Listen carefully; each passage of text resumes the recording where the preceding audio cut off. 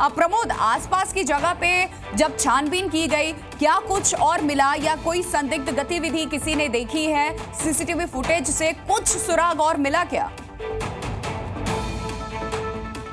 देखिए, बिल्कुल जितने भी एविडेंस स्पेशल सेल को मिले हैं फिलहाल वो मीडिया के साथ शेयर नहीं किए जा रहे हैं, क्योंकि अभी इन्वेस्टिगेशन बहुत ही इनिशियल स्टेज पे है। लेकिन मैं आपको एक बात और बताऊंगा, जिस जगह पर ये बॉम्ब प्लांट किया गया था, यहाँ से कुछ ही मीटर की दूरी पे जो सीआरपीएफ पब्लिक स्कूल है उसका गेट है, और गेट के बाहर अंदर की तरफ जो है बाकायदा एक मचान बनी होती है, जिसके अंदर सीआरपीएफ के जवान बाकायदा हथियार तैनात रहते हैं। और अंदर भी सीआरपीएफ, क्योंकि बहुत ही सेंसिटिव ये पूरा स्कूल है, ज़्यादातर सीआरपीएफ के बड़े अधिकारी या फिर उनके बच्चे यहाँ पर पढ़ते हैं, तो उनकी सुरक्षा के मद्देनज़र सुरक्षा भी सीआरपीएफ के पास होती है। उस स्कूल की दीवार के पास इस तरीके का ब्लास्ट करना कहीं ना कहीं एक बहुत बड़ा चैलेंज जो है वो सुरक्षा एजेंसियों को दिया गया है कि वो कहीं पर भी जो है इस तरीके का बम प्लांट कर सकते हैं। इसीलिए एनएसजी को भी यहाँ पर बुलाया गया।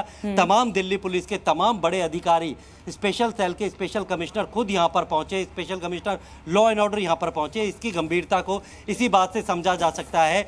और सीसीटीवी कैमरे जो है वो यहाँ पर लगे हुए थे। लोगों से हमारी बात हुई कि यहाँ पर जो सड़क पे कैमरे लगाए जाने चाहिए थे वो नहीं लगाए, लोगों ने अपनी सुरक्षा के लिए खुद के कैमरे लगाए हुए हैं, और उसी का नतीजा ये रहा कि इतनी बड़ा एविडेंस जो है वो स्पेशल सेल को मिल पाया। देखिए, त्योहारों के पहले दिल्ली पुलिस की जो स्पेशल टीम है उनके पास पहले से ही इनपुट थे कि यहाँ इस तरीके की कोई घटना घट सकती है। दिल्ली को पहले ही हाई अलर्ट पे किया गया था, दिवाली भी आने वाली है, और उससे ठीक पहले इस तरीके से ब्लास्ट करके एक डर का माहौल पैदा करने की कोशिश, एक मैसेज देने की कोशिश की गई है। और बड़ी बात यह है कि किसी अधिकारी को, किसी मंत्री को, किसी पर्टिकुलर पर्सन को, पर्सनालिटी को यहाँ टारगेट नहीं किया गया है।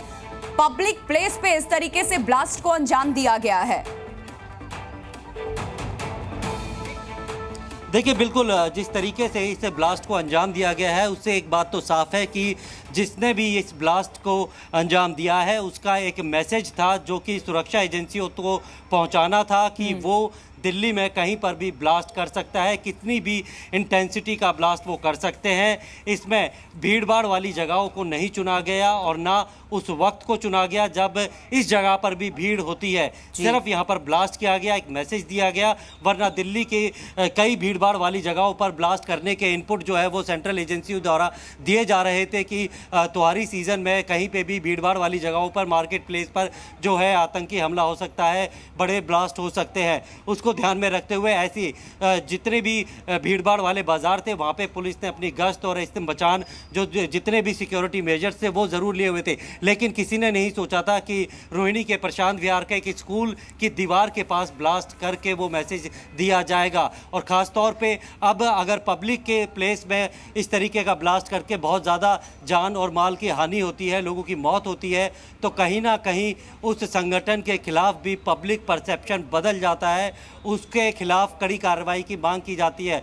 और जिस तरीके से हमने कश्मीर पर भी देखा है कि वो पहले बीच में उन्होंने सिर्फ जितने भी जो सेना थी या फिर जो पैरामिलिट्री फोर्स थे, उनके कैंप थे, उनके ऊपर वो अटैक करने लगे थे, वो पब्लिक के लोगों को नहीं मार रहे थे। तो कहीं ना कहीं सीआरपीएफ पब्लिक स्कूल की दीवार पर ये जो ब्लास्ट करके एक मैसेज देने की कोशिश की गई है कि वो अगर चाहे तो स्कूल के अंदर भी ब्लास्ट कर सकते हैं, जिसमें बच्चे भी मारे जा सकते हैं। और अभी ये सुबह के वक्त रविवार का दिन चुना गया क्योंकि कोई भी ब्लास्ट अगर होता है उससे पहले बाकायदा रेकी की जाती है कि इस जगह पे बॉम्ब प्लांट करना है और वहां से कैसे निकलना है। आसपास की चीज़ों को देखा जाता है। जाहिर तौर पे जिसने भी बम प्लांट किया होगा उसने यहाँ देखा होगा कि सीसीटीवी कैमरे भी लगे हुए हैं, यानी उसका ब्लास्ट का जो इम्पैक्ट है वो जब एक बात तो स्पष्ट है प्रमोद कि ये डराने के मकसद से, मैसेज देने के मकसद से इस ब्लास्ट को अंजाम दिया गया, क्योंकि रविवार का दिन चुना गया है जब ये स्कूल भी बंद है, लोगों की आवाजाही भी सड़कों पर बिल्कुल नहीं है,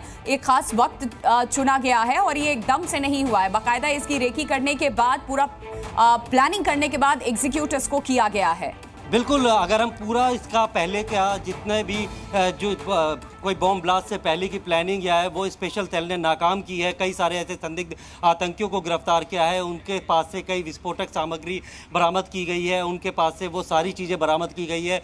उनकी जो पूरी प्लानिंग थी उसको स्पेशल सेल ने होने से पहले रोक दिया था, लेकिन इस बार जो है धमाका होने के बाद यहाँ पर स्पेशल सेल पहुँचती है, जो NSG आती है, NIA को बुलाया जाता है। यानी कि अब इन्होंने अपना जो पूरी तरीके से जो तरीका है जो उसे बदल लिया है। ये कम्युनिकेशन भी ऐसे सिक्योर ऐप पे कर रहे हैं जिसे कि पूरी तरीके से स्पेशल सेल एक तरीके से डिकोड नहीं कर सकती। और किस तरीके के एक क्रूड बम का जो है इस्तेमाल किया गया है, यानी कि जो कि बताया जा रहा है अमोनियम सल्फेट या अमोनियम नाइट्रेट, जिसका इस्तेमाल बिल्कुल क्या कुछ है, कहाँ से ये सारी चीजें, सामग्री इन्हें कौन मुहैया करवाया, क्योंकि इस तरीके के जो ब्लास्ट होते हैं कोई एक पर्टिकुलर इंसान भी इसमें नहीं होता है, एक नेक्सस काम कर रहा होता है इनके पीछे।